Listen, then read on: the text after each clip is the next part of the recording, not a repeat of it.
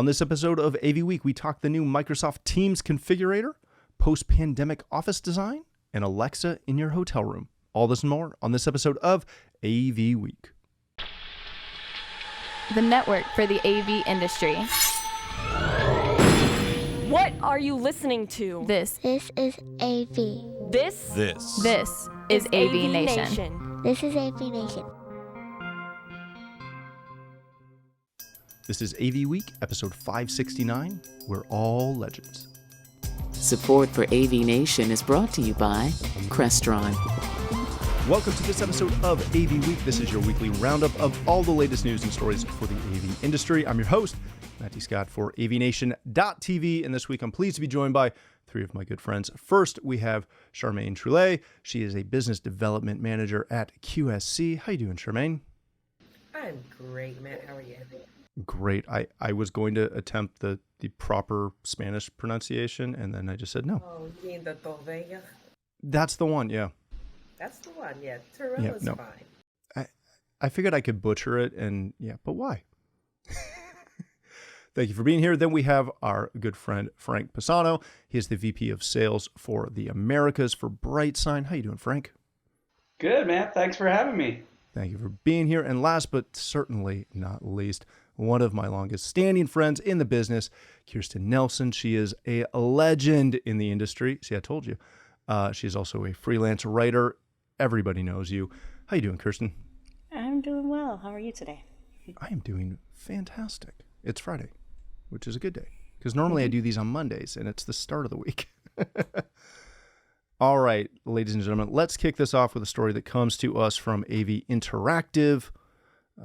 Microsoft has announced a Microsoft Teams Rooms tour tool. Obviously, they didn't talk to marketing about that one.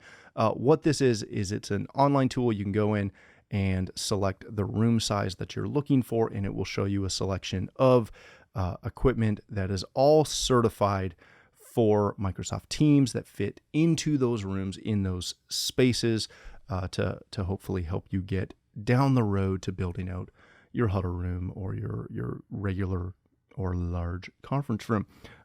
Charmaine, this is not the first time we've seen configurators like this and things that help end users select products, etc. But Microsoft is a pretty big player to be getting into this space. Usually it's a third-party vendor or honestly an integrator who comes out and says, hey, use this tool. It'll help figure out what you need, and then we'll help you take this a step further. Having Microsoft do this themselves, and obviously only including certified Microsoft products, what does that do to the end user when Microsoft is essentially going to give you a shopping list of, for the most part, pretty much everything you need to get that room accomplished? Does it eliminate the need for an integrator for a lot of companies? No, good question.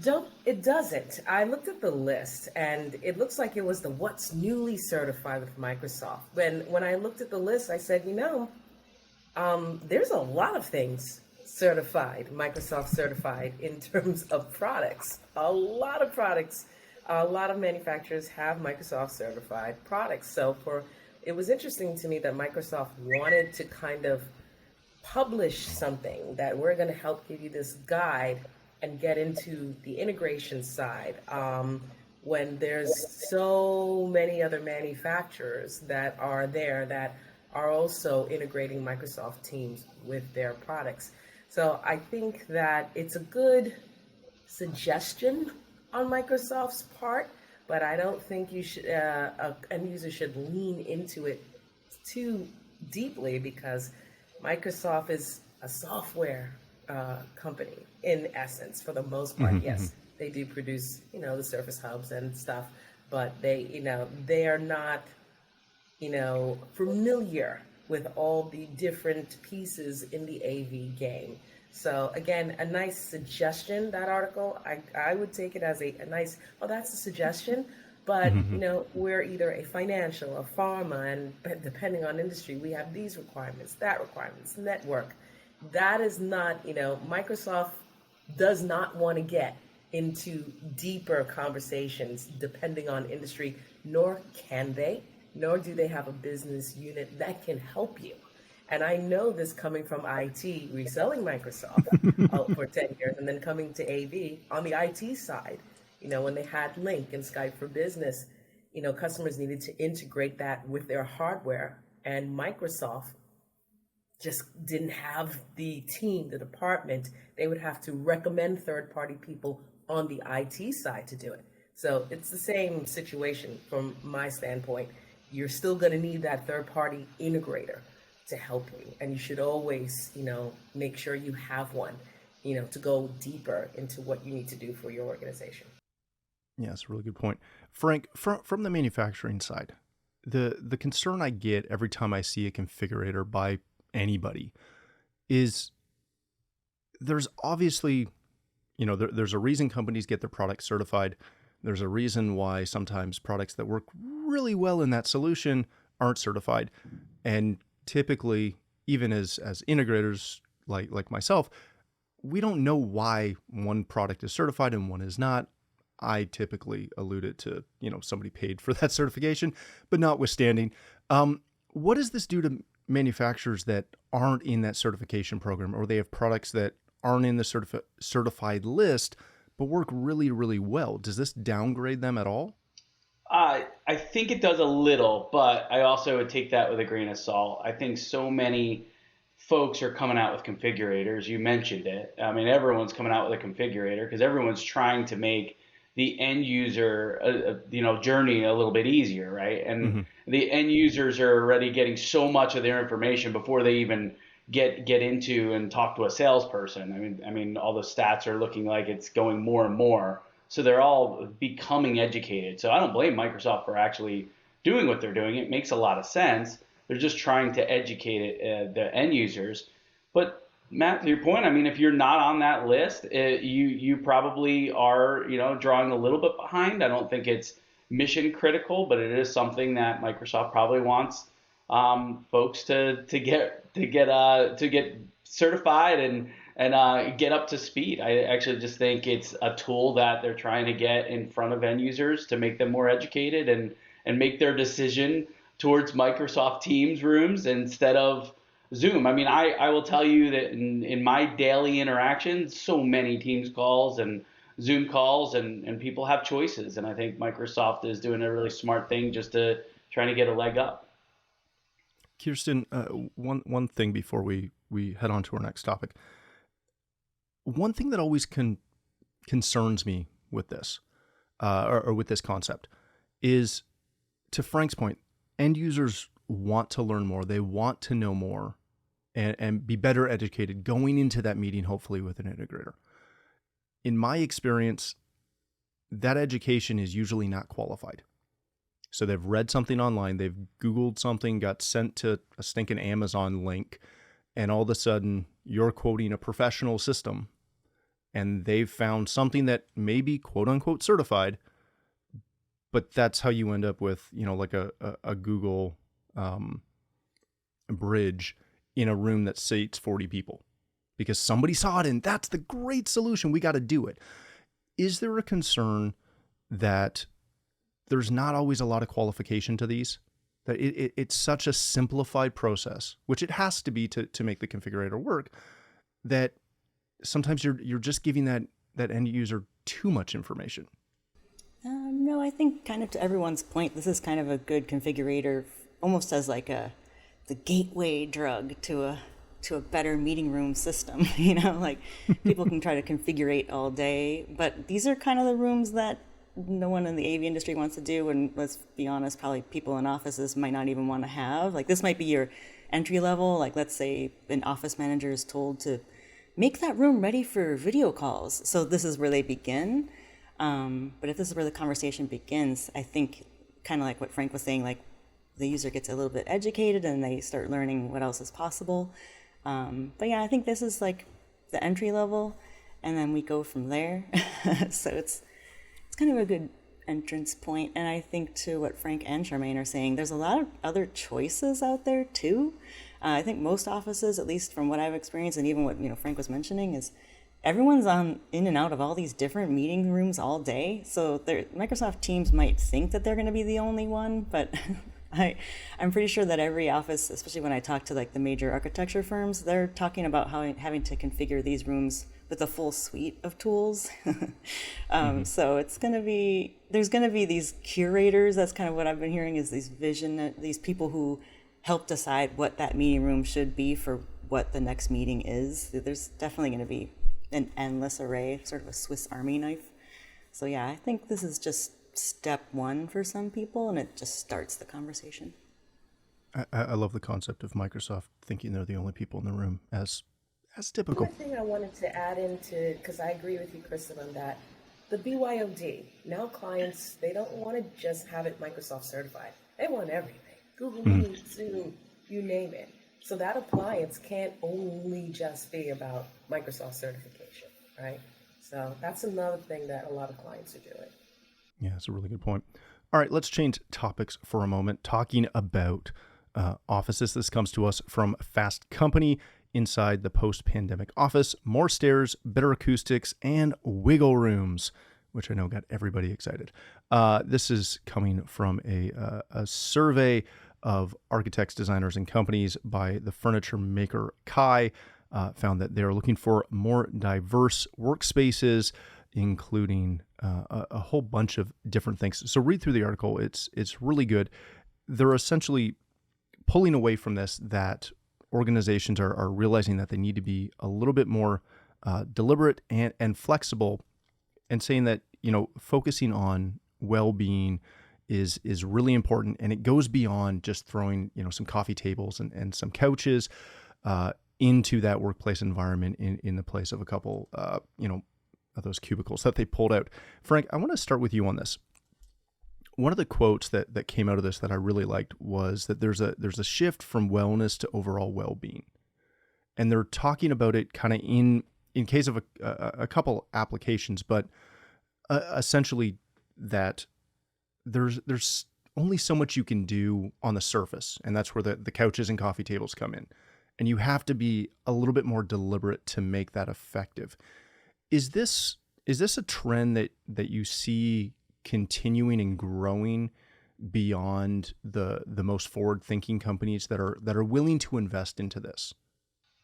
Oh yeah, absolutely. I think the really cool part for me is I've been working in sales for 20 plus years, so I'm a home office guy for the most part, but I do manage people that go into an office, and that is part of the culture that they operate in. I mean, some companies are doing beanbag chairs and ping pong tables and, stocking their shelves with really cool foods and stuff. But at the end right now, what we're seeing is the hybrid workplace is the biggest impact that we've seen on growth and even signage. So it's been nice for us, but it's not just the signage. Obviously they gotta outfit their offices with a lot of different things like furniture, like the article talks about.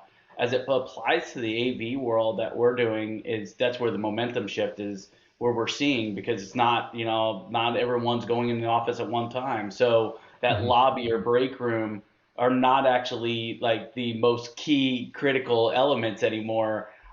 Whether it's corporate, higher ed, healthcare, or any of those, the growth that we're seeing is going through the roof. And I think a catalyst of that is the pandemic, because people are adapting to the hybrid workplace or a learning place is what we're seeing surge, right? So you're bringing, we bring a lot of flexibility with open architecture, design, scalability to allow you to go both to your workstation and to signage throughout the building. Why that's important in this new day and age is virtual receptionist, right? You're not always having somebody at the desk anymore.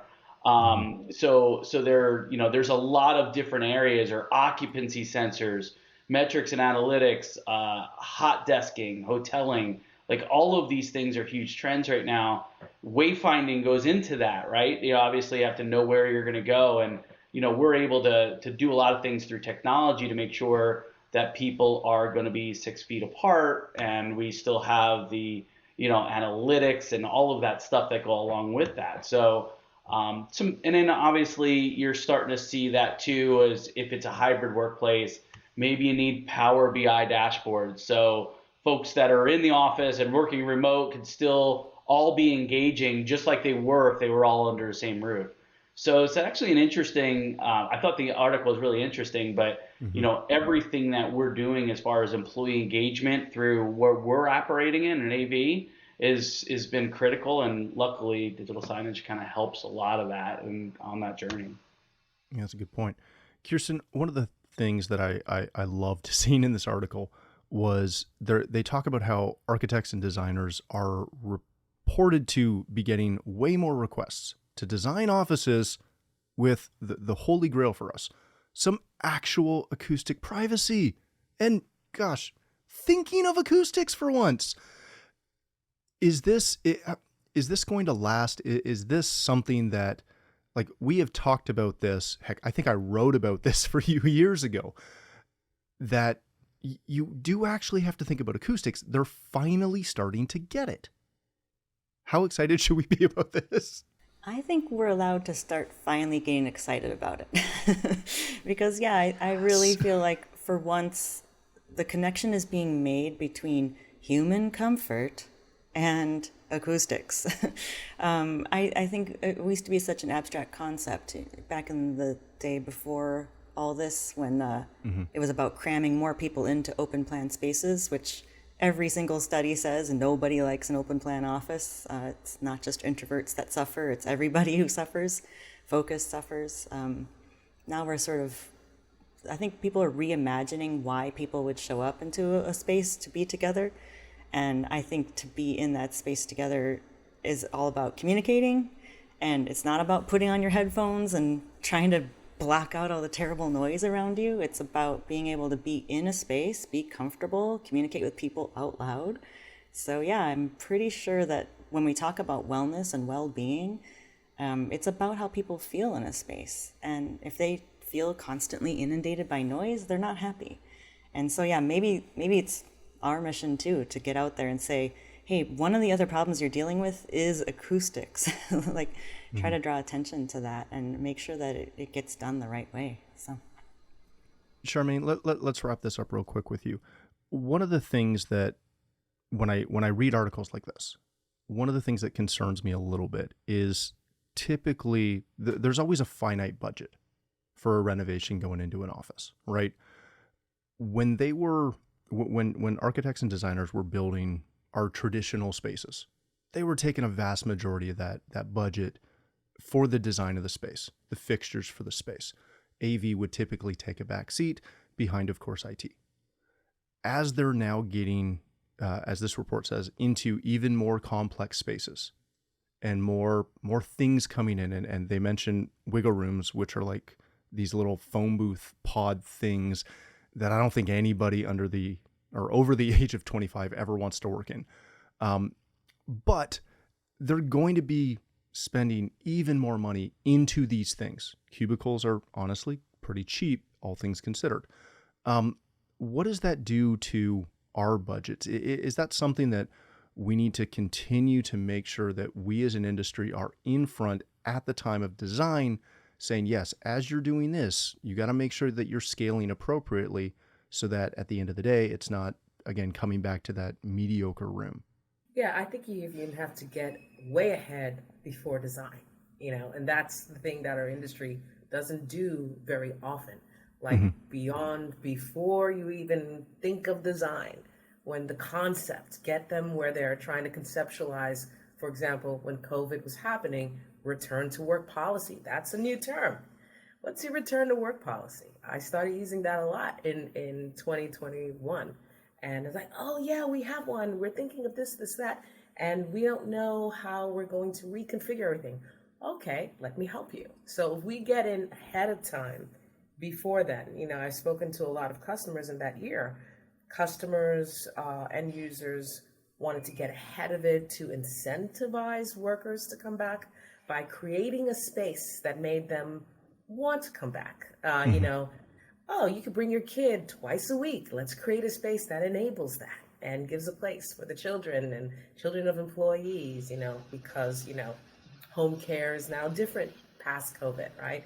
And there's not a lot of home care workers. Most retired or switched to other jobs. We might need to stay home, or let's bring them to work and have a safe space for that. Or someone who's psychologically affected due to what they may have gone through during COVID, they need some siloed space within the building to just, be at peace, to meditate, or to just work in a, solitude, a fortress of solitude of some sort. Because there's a lot of, psychological PTSD that a lot of employees may be experiencing.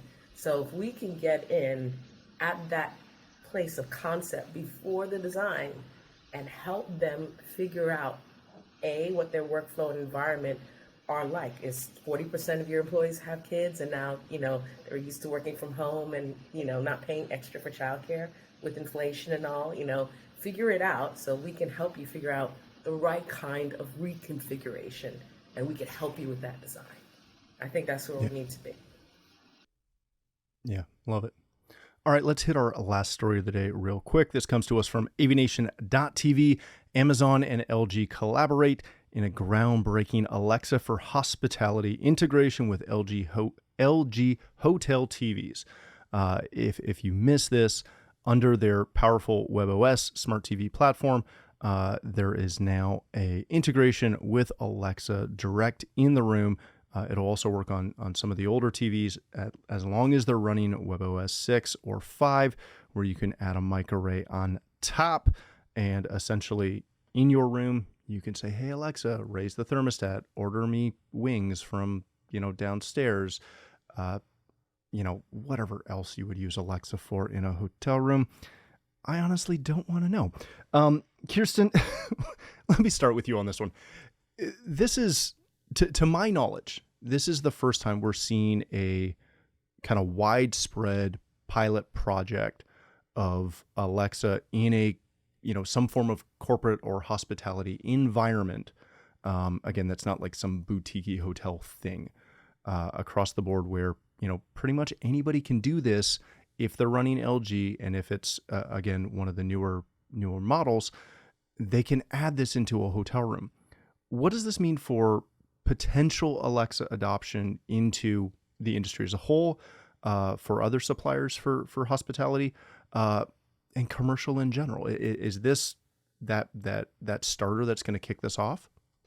Yeah, I think so, because I think that, it's another gateway scenario, right? Everyone's using voice in every scenario now, and they're really comfortable with it. People who have Alexa or Siri and everything in their lives, they walk into rooms already and accidentally say things like, Alexa, adjust the lights. They get used to that stuff. Alexa, turn on the lights.